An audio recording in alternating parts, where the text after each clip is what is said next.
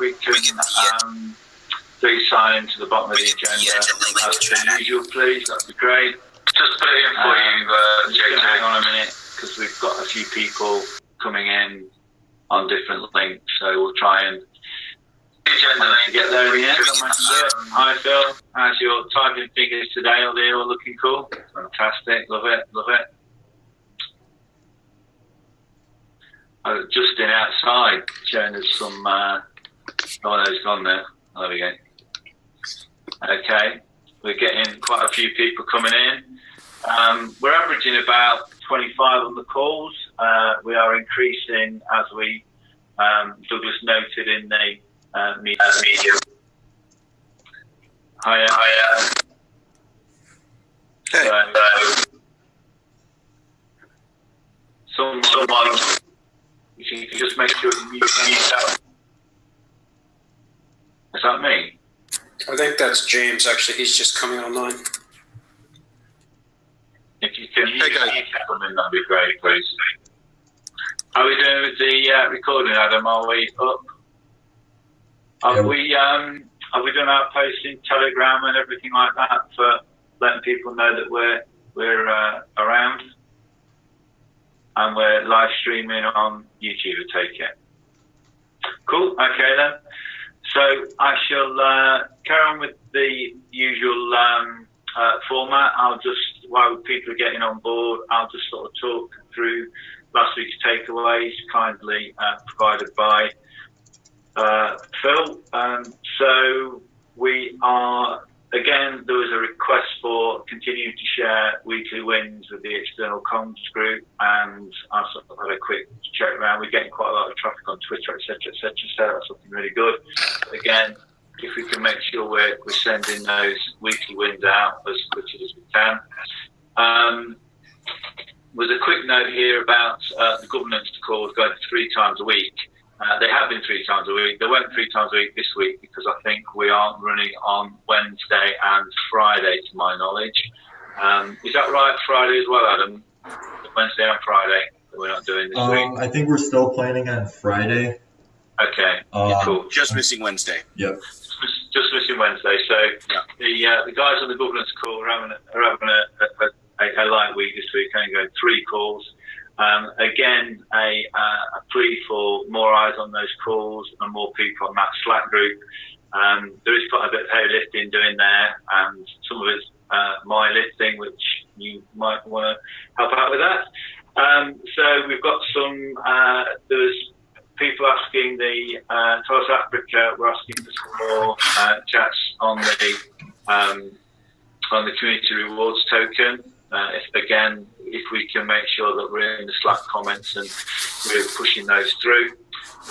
We've rescheduled the Telos call for an hour back, so some people can wake up a little later, or some people can go a little later to lunch, to their meal in the evenings, which is me. So it all depends on whereabouts in the world you are. But we seem to have successfully done that, so that's great.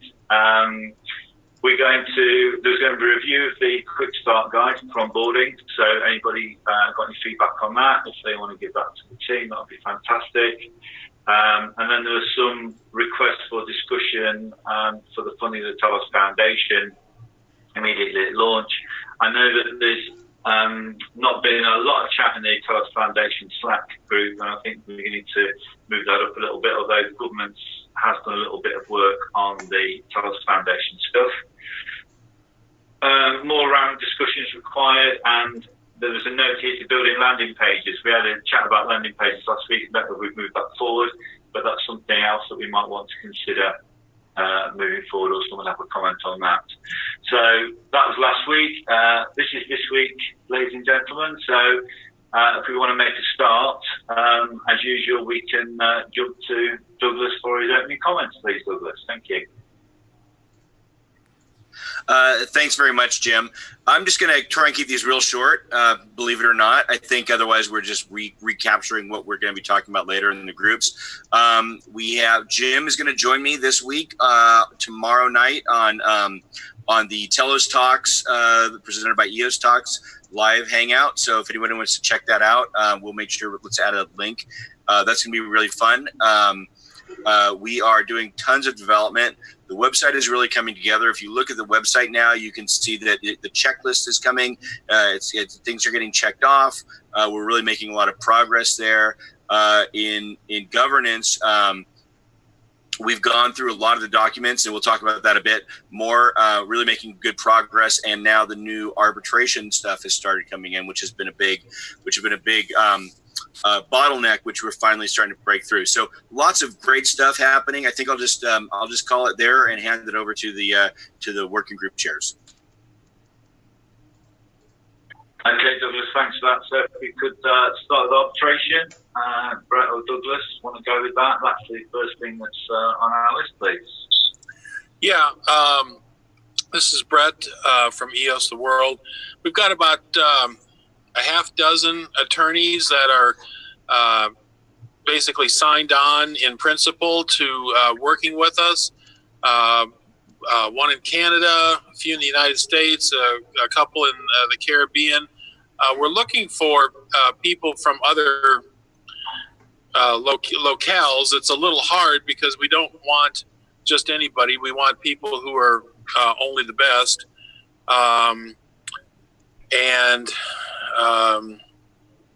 You know, I don't have a global outreach. So if anyone has attorneys that are, you know, well respected in other locations, a few more would be ideal.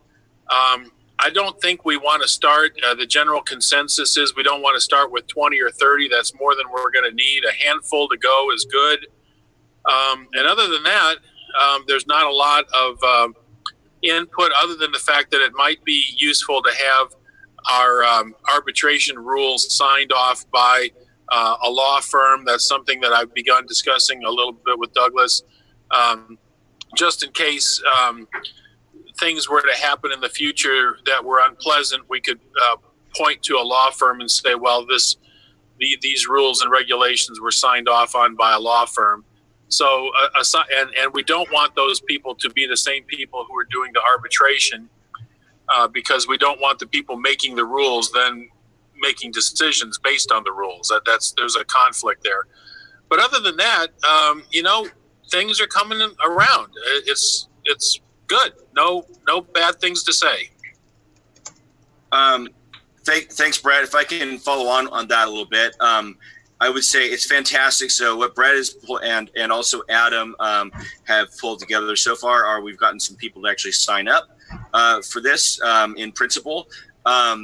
We are on the website. We are preparing a campaign page, even though we're expecting arbitrators, elected arbitrators to campaign. We don't expect them to do it in the same way that a block producer would. So we're going to make it very easy. We're going to have a centralized campaign page at first, and then that can spin off. As I said, there's a new the arbitrator agreement, which is almost as long as the Telos operating agreement, is out now. We've run through a quick technical look at it, and it's going to go into governance. But we can at least give people get that out in the world and give people a look at how that's likely to operate. And that also allows us a positive look at that allows us to follow up with the reg arbitrator and minimum arbitrator requirements that sort of close the circle on governance documents around that. So people will know what they're signing up for. I think while Brett makes great points about getting some attorneys to sign off on these, ultimately these will be documents that are ratified by us and then subject to ratification and amendment by the whole of the electorate. And so that I think will actually will add even better security than some outside law firm. Because it's will have been accepted by the group. So we have there's a lot of crossover there's a certain amount of crossover with how arbitration is being handled on EOS, just because it's arbitration. But there's a lot unique that we're going to be doing that I think will be more streamlined and better on chain. So I look forward to sharing with everybody, and please take a look at that. And again, yeah, if we have anybody, I would say let's get as many people involved as possible We can always call the ranks of interested parties down if they're not all hitting the same standard. But certainly, I'm sure that Brett was never suggesting not a lot of people. We were just saying let's make sure we aim for a continued high standard. Okay, thanks, Douglas. I think it's important to note that as the documents are going through the process in the government, Douglas is posting them on Medium, and they are there, and they're sort of like being sorted out there. So if you do want to check everything that's going on, then please do have a look at them from the website. I think that's important to get this system underway where we do things, it goes out there, and they're sort of like just around in the ether for a bit, and hopefully people can come back to them. So that system, Rob, James, do you want to take the floor, please? Sure. So we're a little behind on getting the onboarding video out. We're going to do that today and make it available to the group through Slack before the end of the working day. So that'll be available. It'll just be a nice reference where when new people come into the group, they can go review that and see how to use the app. But other than that, the slicing pie contribution system is live. Please start adding contributions. The UI is fairly simple. It's just a data entry app. Chairs, please start reviewing and approving. I've approved one contribution just to show you all that it works and that it calculates everyone's split in a graphical format. We'll be able to export that data. So any bug reports can find their way to the Trello board for the bounty system. I'm using that actively to develop this, so please provide bug reports. I did do a number of updates today, and I figured just as another reminder, the purpose of this app, we all agreed that we're going to use this methodology in order to determine how many founders tokens each contributor gets, and subsequently each team, based on how much efforts they're exerting to launch Telos. So the whole point is to incentivize work here. So we voted on that, like I think the second meeting. So it's really important that everyone starts to use this, starts to put their contributions in, chairs need to start approving it. This is the methodology we agreed on. So please, if you're not using it, start using it. If you have questions, hit us up on Slack. I'm happy to get on video calls. I'm happy to take your feedback and make feature requests to make it better. So this is really important for getting your founders tokens. We're using a self-reporting system. If you don't report your contributions, then they're not in there. They're not in the calculation. So it's on you to, pay yourself essentially. And yeah, so please start using it, and I will make sure that we have a video resource as well. And just to really beat a dead horse, I'm going to share my screen and walk through the app again. So you all can see how to use it. And I know it's not the greatest app ever created, but it'll do. So you can see my browser here. What I'm gonna do is actually walk through a number of flows really quick for the group. So as I said, I moved some things around.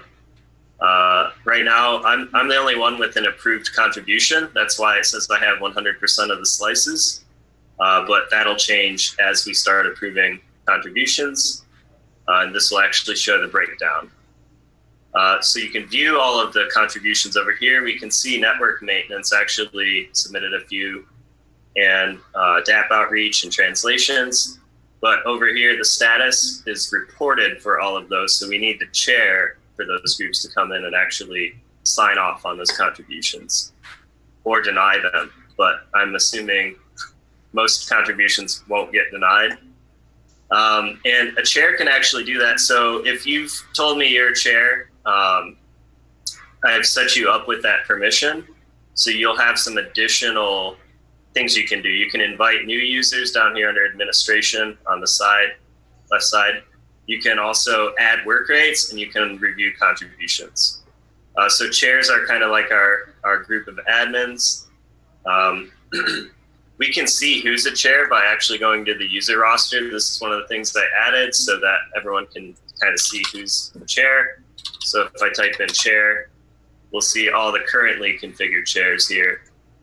And all of these people have the ability to invite more users in via email. It'll just send an email. So we can use, the chairs can onboard anyone in their working group that's not in yet, essentially. And they'll be able to approve contributions that are in their meeting type. So when you want to add a contribution, you can go to manage contributions here. We can see each group is listed. And so the chair of each of these groups can do the approval, essentially. So, you know, if you're doing stuff for development, then the development chairs can approve. And we have these work groups. So this is how you add stuff in. You just put numbers in. They can be decimals as well.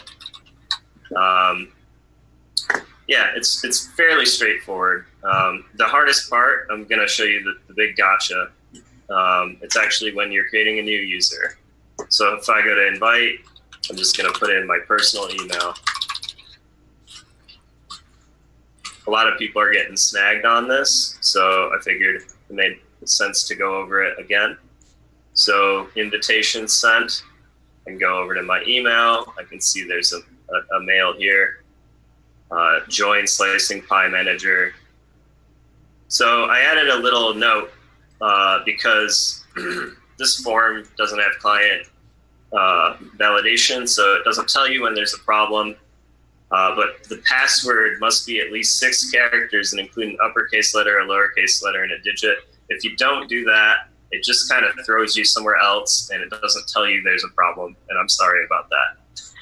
So I just wanted to go over that again for the group, but I'm going to recap this again in a video and then provide that so that we can reference it to each other too. So anyone that's not on the call today will be able to view that video. So I just wanted to reiterate that, you know, we've agreed on using this, so we need everyone to start using it. Rob, may I interject with a question? Sorry for interrupting. Yeah, go ahead. So quick question. So different categories of contributors are being compensated at different hourly rates. Is there a process by which we would determine if a developer qualifies as a senior developer versus a journeyman? You know, a junior C++. I mean, how do we sort of distinguish this, and how do we kind of formalize where we would classify each other? It's a great question. So we actually started drafting up a list of guidelines. Let me pull that up really quick. That's another thing we need to make available to everyone. So we have a bounty system drive folder. And essentially it's... Can I interrupt? Are you trying to talk? Yeah, if I can. Sorry, I'm using my phone today, so I'm not sure how this is working, but hopefully you can hear me. I just wanted to say that we talked to the compensation consultants, and generally speaking, there's a year of experience range between, I think it's 0 to 2 years is the junior level, and then 2 to, I think, 6 years is the proficient level, and then 7+ years is an expert. And these aren't things that we just made up. These are generally accepted ranges of experience and levels that they use for compensation consultants. Yeah, and on that note, it's up to the chairs. So the whole idea of making this chair system was the quality of the data is going to be up to the chairs. So the best we can do is kind of propose some guidelines and hope that the chairs agree on the guidelines and all implement them faithfully. So it's kind of an honor system. So, you know, if you have years and years of experience, you should charge senior. If you're doing something that you don't have years and years of experience doing, maybe you should charge a lower rate. It's an honor system kind of thing. And the chairs can say, hey, I really don't think you're doing senior level work, so I'm not going to approve this contribution because I think you should be a journeyman. It's up to the chairs. Yeah. That's the easiest way to do it in a decentralized group like this. So Rob, so in my case, Amplified has a team of engineers. We'll just self-identify, and then we'll make sure the chair is comfortable with those identifications and also the output. Yeah, I would say if there's any doubt, and in fact, I would recommend this anyway, please talk to your chairs ahead of time as to what kind of range you think. And I think that that's something that the contributors and the chair should be kind of talking about and arranging so that there's no surprises when people turn their hours in and they expect a different range than someone else. Can I ask a question about that? Is there, specifically with development, is there anything, how are we accommodating the fact that certain people are doing like very core level work, whether or not they have 7 years, like maybe nobody has 7 years doing core level EOCO work. Is that? Yeah, there's two different things. One thing is that generally speaking, we adjusted the rates for that core level dev work up a little bit compared to market rates because we're trying to gauge the value of things in relation to what they're worth on Telos for the Telos launch. And on top of that, I think that it's something where, again, I would like the contributors to work with their chairs. I think that that's reasonable to say, hey, this is very important work. And, I think that in this field, I may not have 7 years, but I think I'm an expert at this compared to everyone else. And finally, I would say that there are commissions that are paid for core work. So accomplishments that are done for things that have to do with launching Telos, you get an extra commission on top of that. Roger, do you want to jump in on a feedback issue? You need to be unmuted, please. Well, no, I was just going to say that looks great. Unfortunately, I'm going to have to dive off, and Beth's not on the call either. So thanks ever such a lot for that, Rob, on the pie slicing system. We get stuck into that. I didn't see my name on that list, but maybe that's because you're too scared. I'm going to give you all sorts of feedback, as is my way. So I'll try and be gentle with you. But no, I was just asking if I could go next with my section, so I could dash off. But I don't want to interrupt proceedings. But is Jan? Yeah, go on. Yeah, sorry. How far back in time should we go with filling this up, or are we starting at this point in time? I think we need to go back, Jan, simply because there's been a lot of work done. I'd say basically the only people really that should be putting in time pre-launch announcement are good block folks, I think, that actually worked before the pre-launch. And then some of us came on as partners and we launched and we started collaborating. And I think that's at the point at which we need to attempt our best to put some rational contributions down for that.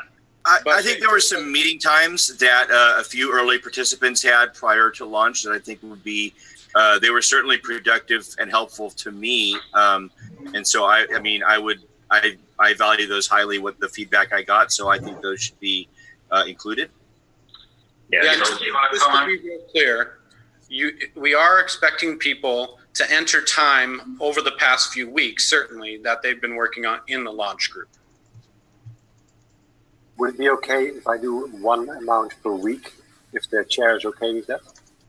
Yes, I think that's absolutely the case, especially for work that's been done previously where you want to aggregate everything. I think that's certainly appropriate. Good question. Quick question from me. I've just submitted one for a test and I can't delete it. Is it possible to modify submitted ones? Yep. So if you go to manage contributions, there's an edit button and a delete button. So you can edit and delete your own, but only before they're approved. So we can't go back and change approved ones. Okay, guys. Thanks for that. I'm going to jump in here because we're getting close to 10 minutes on this. And also I think any questions regarding the sort of minutiae of the app, etc., Rob can deal with on Slack, and I think he'll be more than happy to take any questions on Slack and let's have these debates, and we can sort of talk all these out on Slack and come back if there's any problems. So unless anyone's really jumping up and down, I'm going to move us on, and I'll just let Roger jump in with his before he needs to go, if that's okay. So yeah, I'm going to let Roger just jump in, and we're going down to exchange and outreach, I think. Is that correct, Roger? Yeah, great. Sorry to rush on everybody, but Beth's not here today, and I have a family commitment, so you know how it goes. But so I'm just going to jump the queue there. Sorry about that. Yeah, so on the exchange outreach, obviously we're continuing to pull together all the exchange documents that we need. It's turning out to be obviously quite a big job, because there's lots of things in there which we're kind of going, oh, we do really need that, we do really need that. So it's spurring us on to work through specific documents now, rather than having to deal with them later. So it's all good investment in time, which can be used over and over again on other applications, aside from the Bitfinex one, which is what we're using to pull it all together. There's been some discussions about creative ways to manage the requirement for funding exchange listings. Particularly Joseph had come up with something which I was keen to just make sure where everybody's discussing that. Is Joseph on the call? Does anybody know? Well, perhaps we can clarify where in Slack that. Joseph is on the call. Hi, Joseph.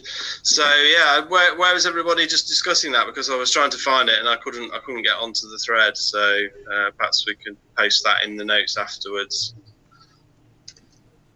Yeah, so let's make a note to post that for sure. I believe Beth is actually listening in on the call. She had she said she'd be in the car, so you won't be able to speak. Yeah. Hi, Beth. So we caught up a little bit before that. So she asked me to weigh in if anything necessary for her. But things are really coming together. I think I realize for everyone that. We would love to be announcing a bunch of big exchanges. There's a very real challenge doing that before we launch the coin. A lot, here's the reality. It's very, very common. In fact, it's most common today for companies to come out, be able to mint a bunch of coins because they did an ICO. Telos is not a project like that. Telos is a throwback to kind of an old day of a real actual decentralized project that a lot of exchanges may have never actually dealt with. And so all their legalities and whatnot are based up around somebody who did an ICO. And so there's a little bit of re-education actually, teaching people how a truly decentralized project works. In terms of exchanges and why you don't need any of those things that they've convinced they need, and then also the fact that we're all the things that we're doing that make Telos not a security, not printing anything before we launch, not raising any money, therefore not having all this legal stuff. Those are slight setbacks in terms of speedily getting exchanges on board. In the long term, they're huge wins for us. We will be very glad that we've done these for the entire existence of Telos, but right now it's a little bit of a setback. Also, the other thing that we're being hampered by is the fact that all of the exchange applications have been designed to try and weed out as many of these sort of scammy coins that are raising millions and millions of pounds, and so they're kind of forcing us to go down a specific route in the applications, compulsory fields that we can't skip, but actually we don't have an ICO to talk about, so we're having to be creative in how we submit the applications, and also if we can find a way to circumnavigate some of those restrictions that shouldn't apply to Telos. The minute we get this launched and we get Dapps and people are actually using it, and people understand that this is actually a working major network with every bit as much power as EOS, that is available, they will come to us. And so I hesitate. It's certainly been mentioned to us without naming any names. It's certainly been mentioned to us that if we could come up with a bunch of funds, or if we could print a very exceedingly large number of tokens for some exchanges, that all these problems could disappear.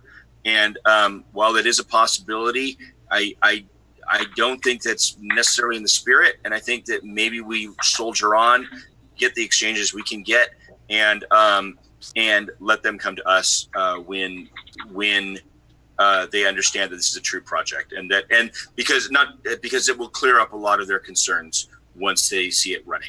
And that's expected, right? Because it's very easy for somebody to come out and go, oh, you can't really tell until you launch the people who are going, oh, we're a new project. You don't need this paperwork from us. And how do the exchanges tell between those people who aren't doing anything and us without a lot of deep investigation that they don't want to pay to do? Much easier for them to wait a couple weeks to see the network working and then go from there. But a lot of work. Roger and Beth and everybody in that group are doing a lot of work in exchange outreach. Okay, thanks for that, Roger. Are we okay to move on? Yeah, absolutely. Thanks very much. Okay, cheers. So going back to community rewards, Paul, does anybody want to talk about that? There isn't anything on the agenda, so I'm assuming that Sorry, I do have something for that. I just wanted to say that the community rewards program is up. It's working well. We have, I think, over 80 people at this time signed up. People are contributing.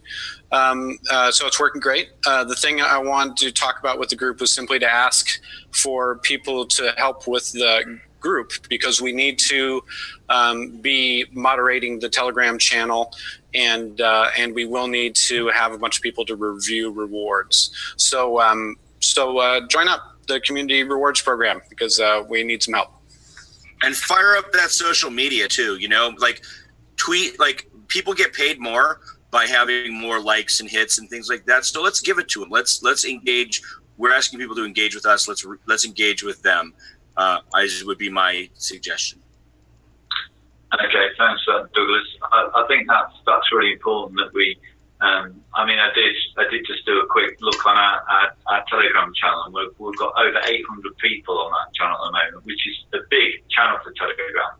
And I think and we've got a lot of people on here, so we're really sort of growing, and we need to sort of make sure that we're using that resource to spread all the ideas. And I did some further math on that, Jim, and if you add up our English Telegram with our Chinese, Korean, Spanish, Russian telegrams, we're well over 1,000. It looks like.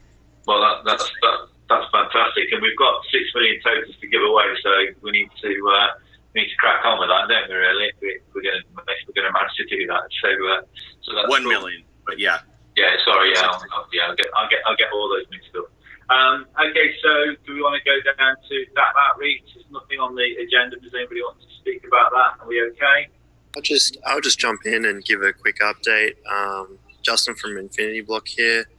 Just a quick recap. I haven't joined in the last few weeks with the conversation, just because we haven't had any. Well, we've been doing our major announcements through the weekly updates for one, but we've just been chugging along. So just a quick recap is that we've still got the majority of the major tools and wallets are on board. So we're pretty good on that side of things. In terms of the Dapps, we've got a lot of interest from Dapp developers, and we're in conversations with probably tens of Dapp development companies and groups, and that's going pretty well. A lot of them are just waiting on sort of us to get closer to that live network, and more certainty around RAM and the costs and the demand on the network. We've just drafted the landing page for Dapp developers, and we're pretty sure that will kind of encourage a lot more to make a commitment, hopefully. But we'll see how we go. But things are looking pretty positive overall. And Justin, you are in the midst of putting out a presentation deck that's really great it's going to be really great for Dapp developers too, that you shared with me the other day. It looks awesome. Yeah, definitely. Yeah, we accidentally made a bit of a deck in the process of creating that landing page. So, yeah, we'll be able to present that as well. Okay, that sounds great. Justin, thanks a lot for that. Okay, so I've dropped down to, we've done exchange. So again, external comms, weekly wins, that's obviously the standing item for people to make sure that we send those weekly wins out to the external comms team. Did we skip development? Yeah. Oh, sorry. It's Roger messing me about doing these. So development. Yeah, Peter, are we here? Anybody? Yes, I am. Yeah, I'm here. Thank you. Yes, over the last over this last week, we've had a lot of progress in the smart contract development.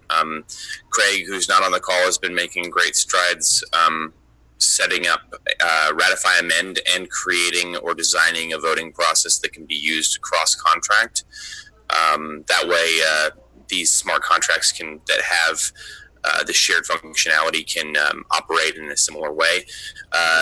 Also, last week we had good calls with the Ian and the Amplified team.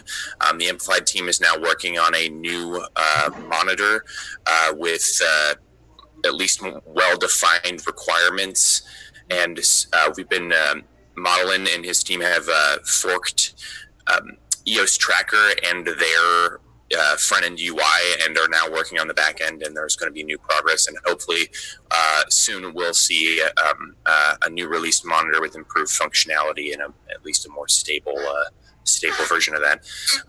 And then we've also got Ed Silva working on missed blocks, and currently, as of yesterday, he was able to in a debug environment track the number of missed blocks each producer has, and this is a great step towards some of the other features of automated enforcement, basically calling remove or unreg producer when a producer has failed to produce a certain number of blocks within a certain time frame, and that'll be one of the next features that we build on top of this missed blocks functionality.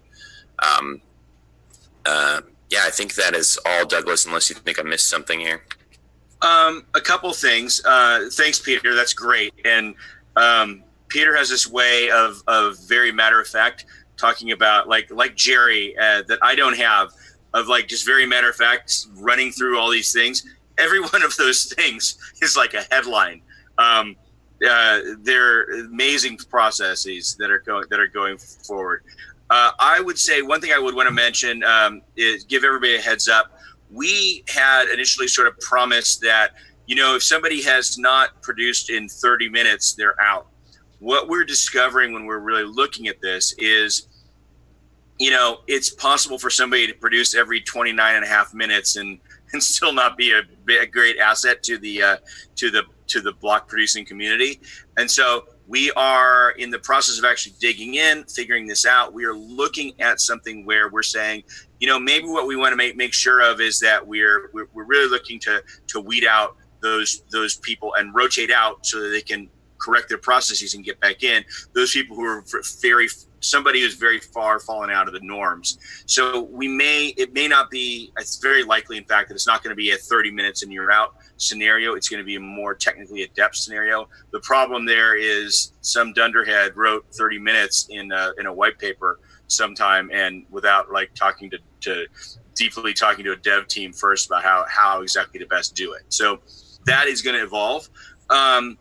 I think Peter also, depending on whether he's ready to announce it on this call or not, or if we just say watch the space, I think there's a pretty cool tools announcement that Peter's going to be coming out with today. Can you talk about that, Peter? Yeah, I can.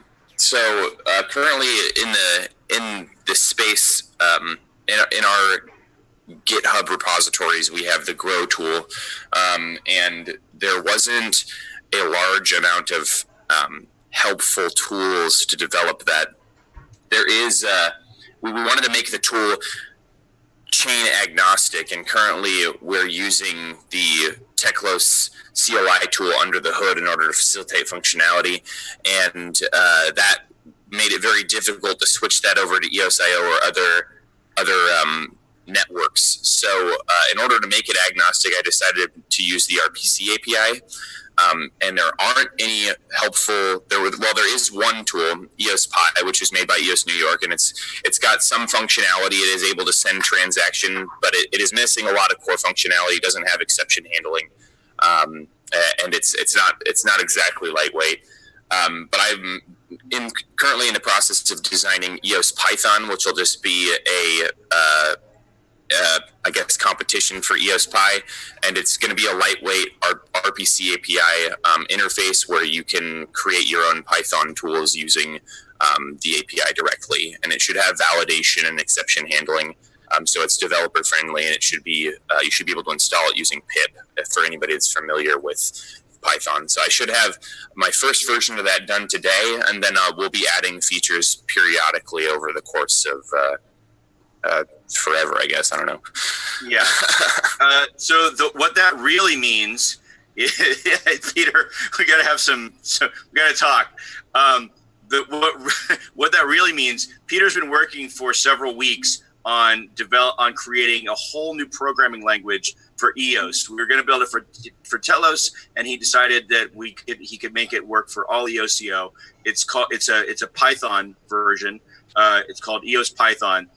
Just 2 or 3 days ago, as we were looking around in the space, we discovered that EOS New York has in progress a similar tool that's much further behind and not where we are, not ready to release, and doesn't have the advantages.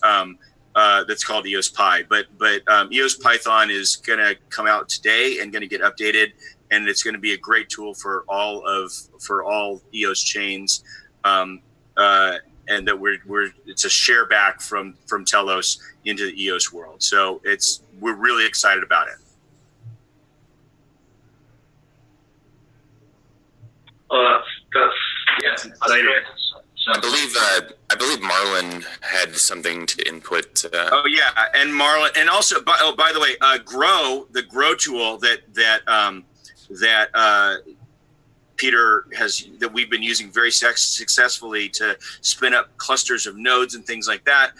Peter's also now going to release that shortly as a cross-platform. That's what he was getting at, using EOS Python, and so that will also be something we're sharing back. And then Marlon has done, we need a drum roll for Marlon, because what he's done was really cool with Squirrel. Marlon, can you talk about it a bit?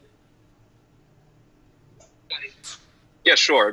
I'll be brief. So we released the latest version of Squirrel, which, as you guys saw in some of the video previews, supports multi-chains. We also added the ability to create free accounts on Telos. And I encourage you guys to go ahead and play around with it. For those of you without accounts, you can now create it. It's a very simple user experience, which we know have been lacking in the EOS.io community. So that's about it.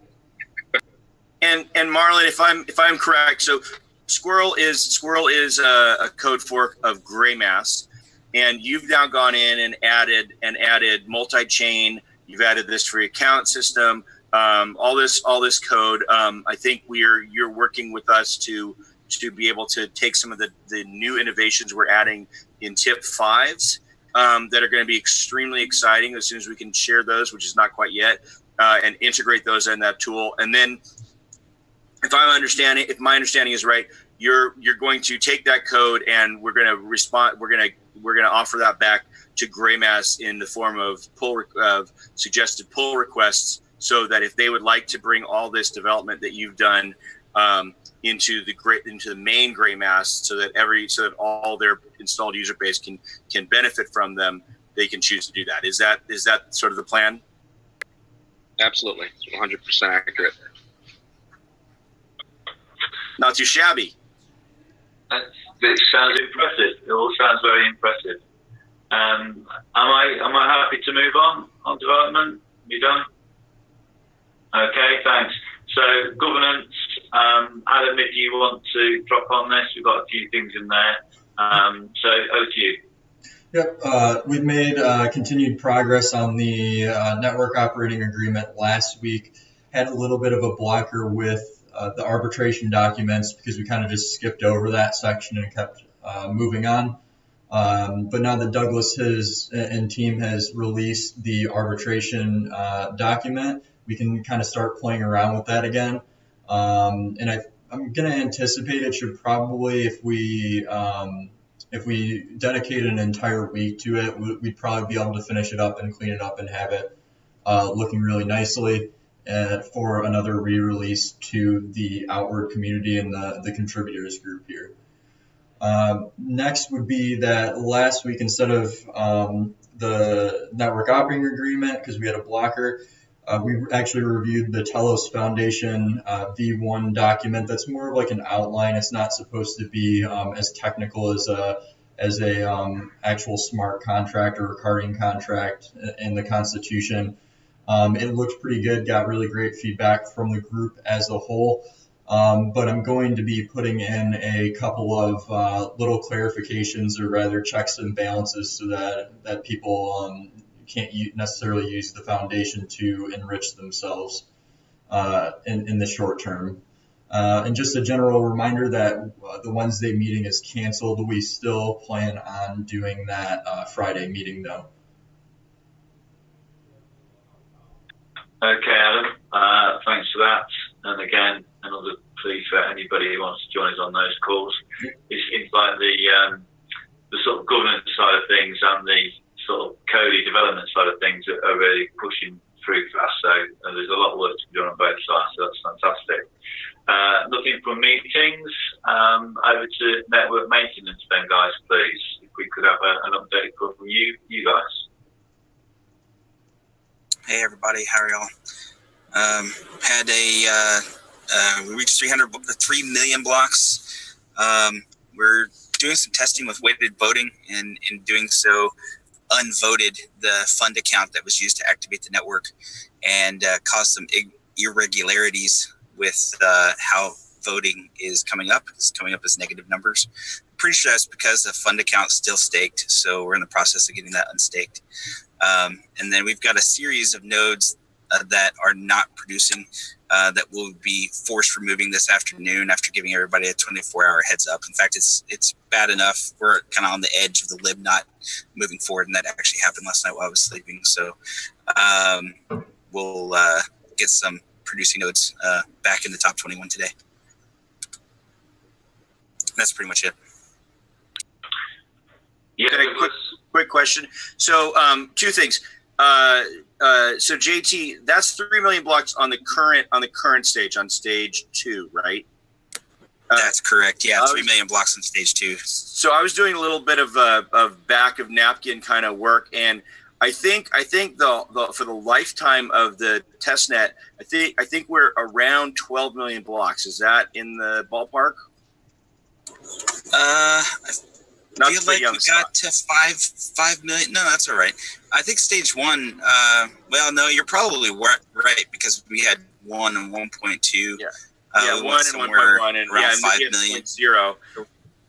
Rough ballpark. I think it's around. I did some calculations. I think it's pretty close. I didn't mean to put you on the spot there.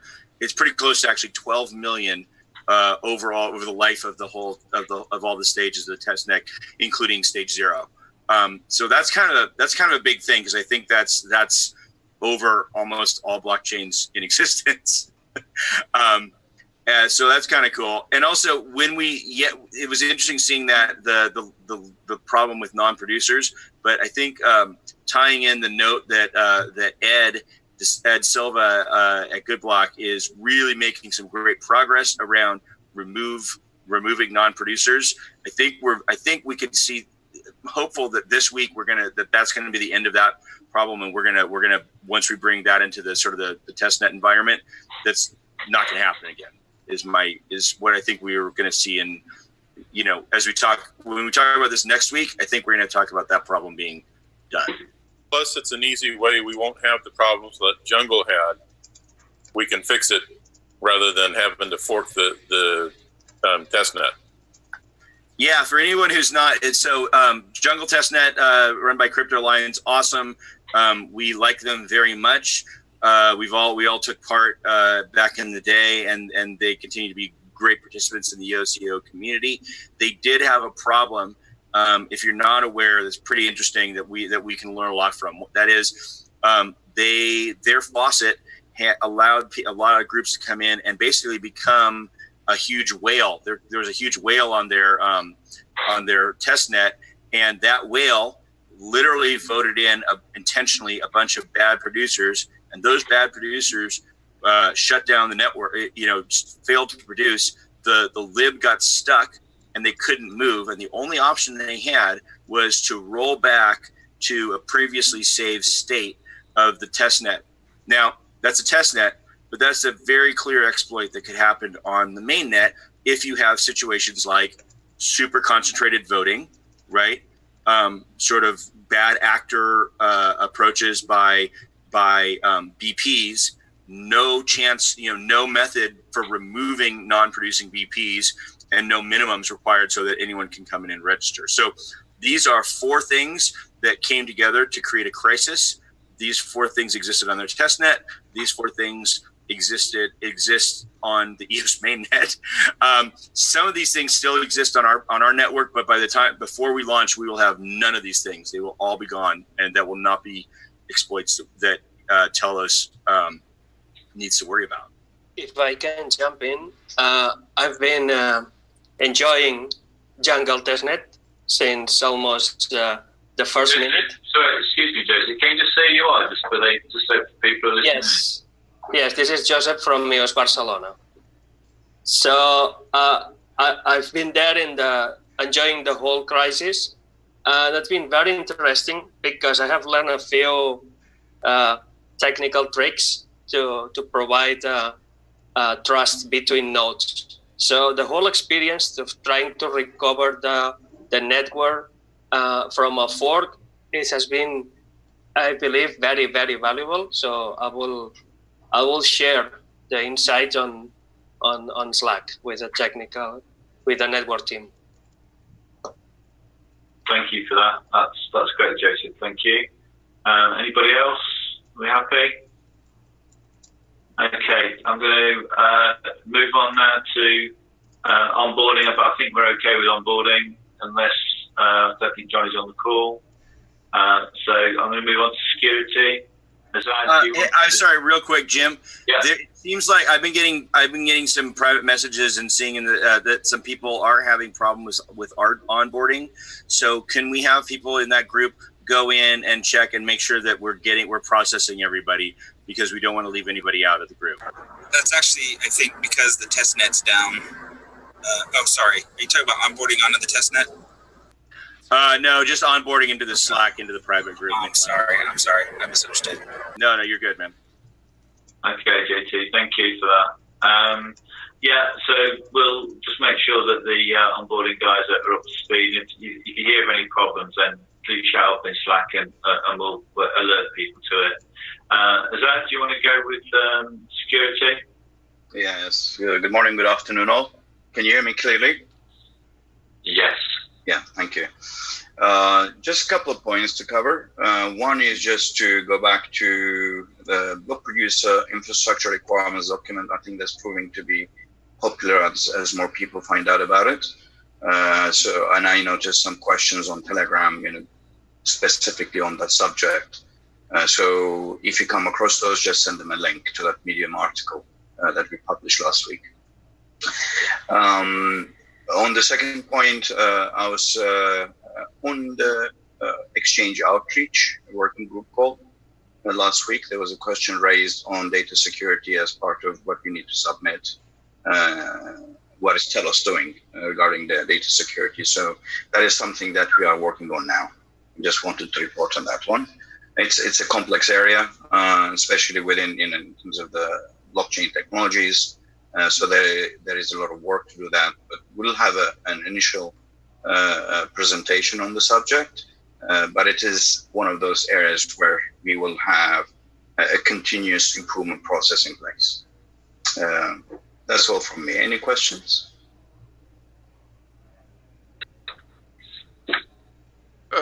Maybe you can add about a GDPR that we're going to start also some work in that area, the privacy stuff.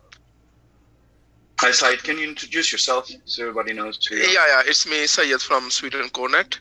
So I was just asking Azad, maybe he can also talk something about the GDPR, because last week we decided that we should also write our proposition in that area. Yes, so there is an overlap with the data security GDPR. It's in the title. So we'll be covering the subject as well. But again, it's one of those big areas. Thank you, Syed, for a reminder. Okay, thank you for that. The next one is marketing and social media. CJ was on the call, but she's had to drop off. She did ask me just to mention that she's written some blurb in the agenda, which is basically around a press kit, which has many pieces that the team are putting together, and as soon as the press kit is ready, with a lot of information, it'll be pushed out. So I think the idea is to keep an eye on that, and they'll be talking to us about that as soon as they can get that together. But that sounds quite a big project come together. The next, unless anybody's got anything on that, no. Okay, the next thing is Douglas and the Telos Foundation. If you want to just speak about that, please. Yeah, absolutely. Thank you. So, in our group, as Adam mentioned, we looked at the proposal for an overview of what would be the structure of a Telos Foundation and how would voting tokens be distributed. That is out and public, and you can look at it, and we're going to make some slight updates due to the excellent recommendations that came up in the review process. What I want to mention is two things. First of all, with that, once we have some buy-in for that and how tokens are going to be distributed, I think we need to call it to a vote to approve. Once we have that, then it allows us to say, okay, we know who the probable token owners, voting token owners are. The voting tokens, by the way, have no value except they allow voting as a DAO for how Telos Foundation grants will be given and any administration will be done, such as ongoing social media, ongoing dapp, and exchange outreach, on onboarding personnel, things like that. There are going to have to be some administrations there and some rules on the people who do that. So those are the things that we discuss. We want to start. Once we have that list of probable voters, which is mostly going to be all the active contributors of this group, plus some of the most active contributors in the community group, because we don't want to leave out people passionate there just because they don't like meetings. So once we have an idea about who the voters are, then we can start taking some of these things that we promised but can only fund through the Telos Foundation, such as bringing back dust accounts, bringing our process for funding the first 1 million free new user accounts, things like that. And then we can actually say, hey, we're the voters, and we pledge to sign to support these grants when they come up, and then it gives some confidence to people who may need to rely on that it's actually more than just an empty promise. It's a slightly empty promise. No, it's something heartfelt that people are going to get behind because our votes are transparent, and so if we lie, if we break our pledge, people will know we have. So that's one thing. That's what having this ratified allows us to do. Secondly, we are looking, now that we understand that we are probably going to have a board and we need somebody to administer. That board will elect the board, and the board will ultimately recommend or elect an executive director and a RAM administration director, who just run those administrations for promotion and things like that, and then for handling RAM, publish guidance price.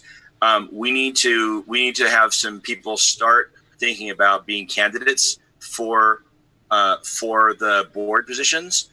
It's not required that somebody be a Telos Foundation voting member or in this group or anything. So anybody passionate about this should get in touch with us, and we'll start creating a list of people who might be voted on very quickly after activation.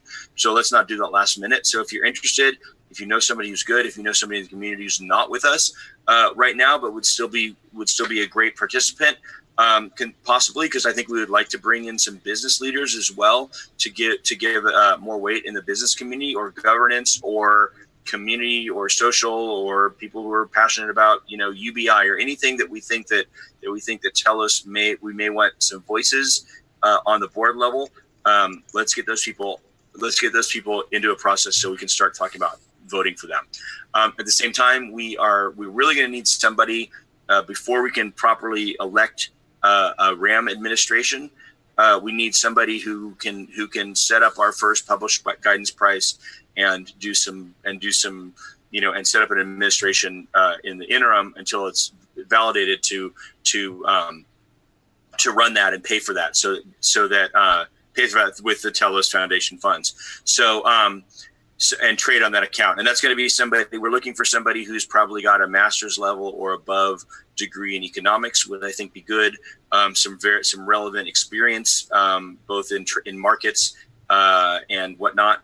And who is willing to sign on to the prohibitions, which include not trading RAM on their account, aside from like the very minor amount that they need to run their account or anything.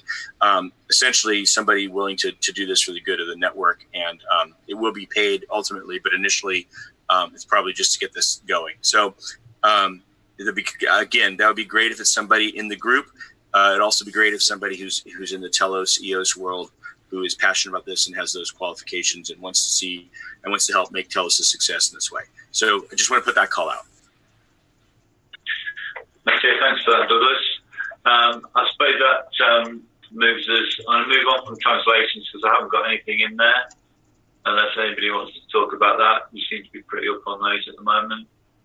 And the second, there's Douglas again on the RAM group. I don't know whether you're just going to repeat what you said there, Douglas, or you just can't get rid of me. So the RAM that I was talking about is the published guidance for setting, supporting, and explaining and the published guidance price. What I'm talking about is with the RAM group, and please join us. We're looking for more voices here. It's very important how we're going to handle RAM. EOS RAM seems to be an issue that's not what it once was. But I don't think there's any proof that that's really fixed in an ongoing way. What we're trying to do in Telos is create as many tools as possible to make stable RAM for all the people who need it, the real users and the real dapp developers, without completely disabling the moderate amount of speculation that provides liquidity in the market.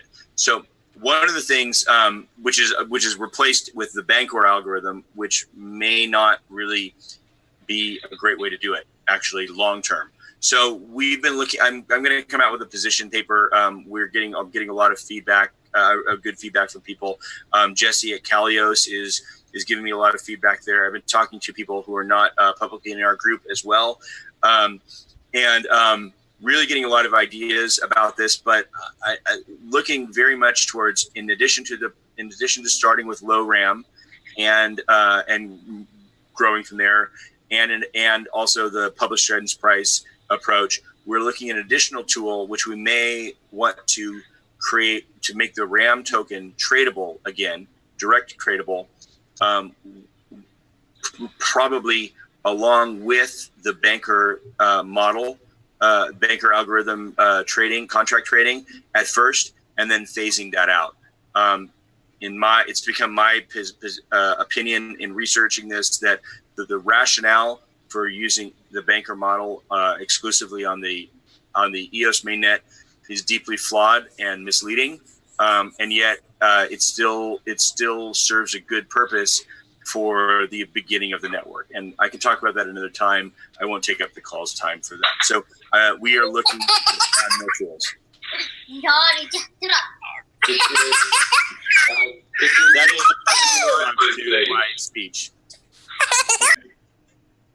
I'm not sure whether that was everybody saying that, Douglas, there, or there was. No, I was like, I wish I had a button that would do that. That was so cute. I've actually made one. It's right next to me here. So there we go. That'd be fantastic. Okay, just moving on to the last item there. I put a link to the launch page, which I think James created. So thank you for that. That's brilliant. I don't know whether it's been there yet, but if you haven't been there, click on that button and make sure you go there. We're meant to be having our first go-no-go vote by the end of this month, but I'm seeing in Telegram when it's coming up, when people are saying when launch, that we are managing to sort of calm those the clamour, and I think this idea of using this page to see where we are in the project, I think we need to directing people to that and make sure that we're doing that.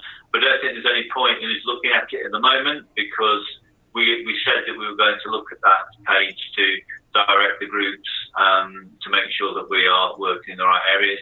I think we all know where we're working. I think that's a really good tool to point people to social media or Telegram to see where we are, to just make sure we manage this process, because we don't want to go down the road of the countdown and countdown discos, etc., to where we were before, because we need to do this in a calm, professional manner, which is what we're trying to achieve.